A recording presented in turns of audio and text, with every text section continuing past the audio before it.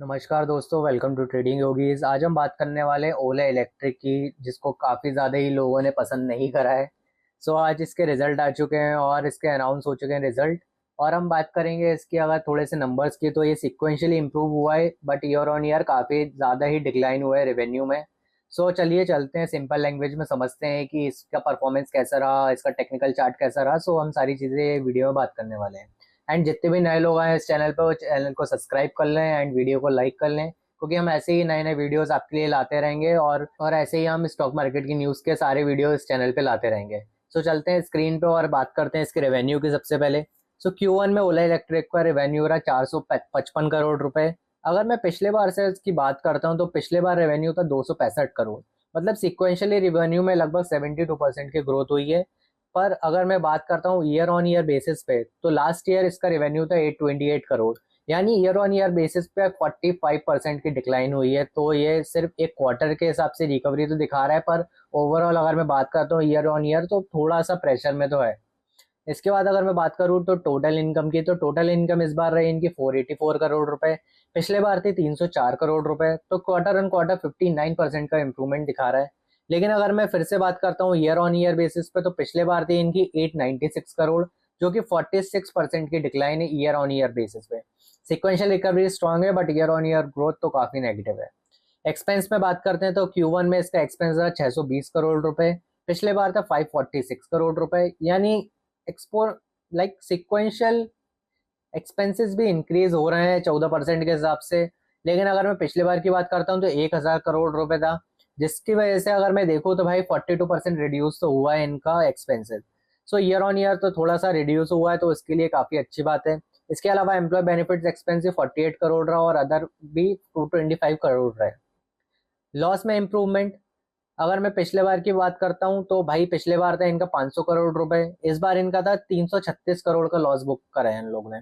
तो थोड़ा सा लॉस में बात करते हैं तो लॉस में 33% का इम्प्रूवमेंट तो आया है। तो पिछले बार के हिसाब से इन लोगों ने इस बार कम लॉस करा है। और अगर मैं पिछले साल की बात करता हूँ तो 428 करोड़ था, उस हिसाब से भी इन लोगों ने लॉस तो रिड्यूस करा हुआ है। तो इसके हिसाब से थोड़ा सा इसके लिए इम्प्रूवमेंट है अगर मैं टोटल बात करूँ तो। फाइनेंशियल कॉस्ट और डेप्रिसिएशन की बात करता हूँ तो फाइनेंस कॉस्ट में 73 करोड़ रहा, डेप्रिसिएशन एमोटाइजेशन में 127 करोड़ रहा, एंड लॉस बिफोर टैक्स रहा 336 करोड़ रुपए। यानी ऑपरेशनल लेवल पे इम्प्रूवमेंट के बावजूद भी और फाइनेंशियल कॉस्ट के बावजूद भी इम्पैक्ट प्रॉफिटेबल पर सिग्निफिकेंट है। ठीक है, ज़्यादा इतना कुछ नहीं है।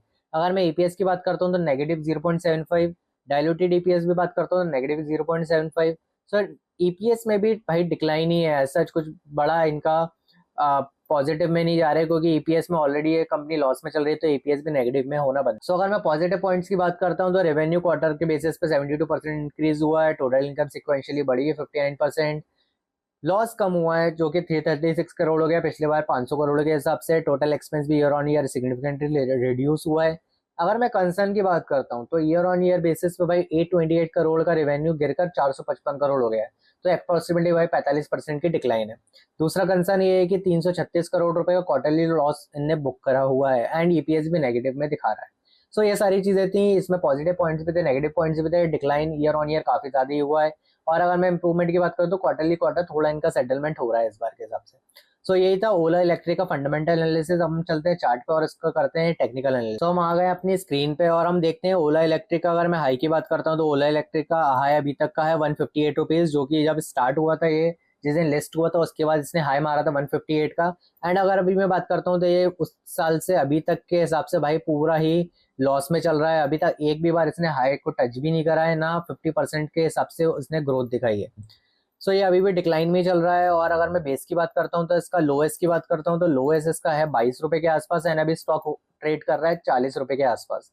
ऐसा जिसका कुछ ग्रोथ तो नहीं दिख रही है मुझे। पर अगर मैं बात करता हूँ बेस से, तो बेस से ये 100% अभी तक मूव कर चुका है, जो कि अगर मैं 20 रुपए से आपसे बात करता हूँ मार्च से अभी तक, तो ये 100% की तेजी दिखा चुका है। हम क्या कर सकते हैं, जब तक ये 49 रुपीज के आसपास इसको ब्रेक नहीं करता है तब तक हम 71 के आसपास तक इसको सोच भी नहीं सकते हैं।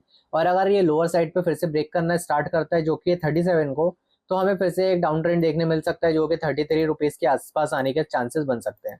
एंड अगर उससे भी नीचे ब्रेक करता है तो हमें वापस लो देखने मिल सकता है। यही था इसका टेक्निकल एनालिसिस। और ये सारी चीजें हम एजुकेशन पर्पज के लिए बता रहे हैं, इसमें हमारा कोई रिकमेंडेशन नहीं है बाय और सेल करने का। सो जितने भी लोग हैं जिनको एनालिसिस पसंद आ रहा हो वो कमेंट सेक्शन में बता सकते हैं और हम इस पर और डिस्कशन कर सकते हैं कमेंट सेक्शन में।